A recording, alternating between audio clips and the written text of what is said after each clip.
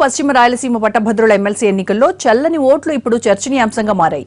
ఇందులో మెజారిటీ ఓట్లు అధికార పార్టీ వారివి కావడంతో అసలు ఏం జరిగిందని పార్టీలో కూడా అంతర్మథనం సాగుతోంది. అసమ్మతిని తెలియజేయడానికే ఈ విధంగా చేశారా, అసలు లోగుట్టేంటి అన్న చర్చ జోరుగా సాగుతోంది.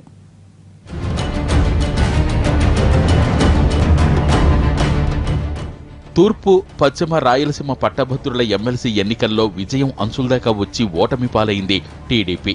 అర్బన్ ప్రాంతాలతో పాటు విద్యాధికుల్లో చంద్రబాబుపై మంచి ఇమేజ్ ఉంది. దీనికి తోడు క్యాడర్తో పాటు సానుభూతి పరులు కూడా అత్యధికులు పట్టభద్రులున్నారు. దీంతో విజయం ఖచ్చితమని భావించారు. కానీ ఫలితాలు చూస్తే తారుమారయ్యాయి. 2 స్థానాల్లో చల్లని ఓట్లు కొంప ముంచాయి. ఇందులో మెజారిటీవి టీడీపీవేనని తెలుస్తోంది.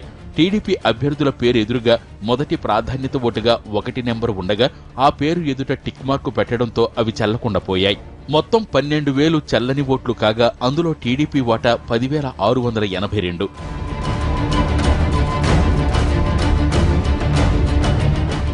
ఇక్కడ పీడీఎఫ్ అభ్యర్థికి వచ్చిన ఓట్లు 64,089 కాగా టీడీపీ అభ్యర్థికి 60,898 ఓట్లు వచ్చాయి. తేడా కేవలం 3,191 మాత్రమే. ఓట్లు సరిగా వేసి ఉంటే ఖచ్చితంగా టీడీపీ అభ్యర్థే గెలిపోయేది. ఇక పడమటి రాయలసీమలో కూడా ఇదే సీన్. అక్కడ ఏకంగా 18,363 ఓట్లు చల్లనివిగా తేలాయి.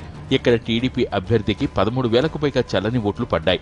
ఇక్కడ వైసీపీ అభ్యర్థి వెన్నపూస గోపాలరెడ్డికి వచ్చిన మొదటి ప్రాధాన్యత ఓట్లు 53,714 కాగా టీడీపీ అభ్యర్థి కేజే రెడ్డికి 41,037 ఓట్లు వచ్చాయి. చల్లని ఓట్లు లేకుంటే ఖచ్చితంగా మొదటి ప్రాధాన్యత ఓట్లలోనే విజయం వరించేది. టీడీపీలోని లుకలుకలతో పాటు అభ్యర్థుల పట్ల అసమ్మతి కూడా ఇందుకు కారణమని పొలిటికల్ సర్కిల్లో టాక్ నడుస్తోంది.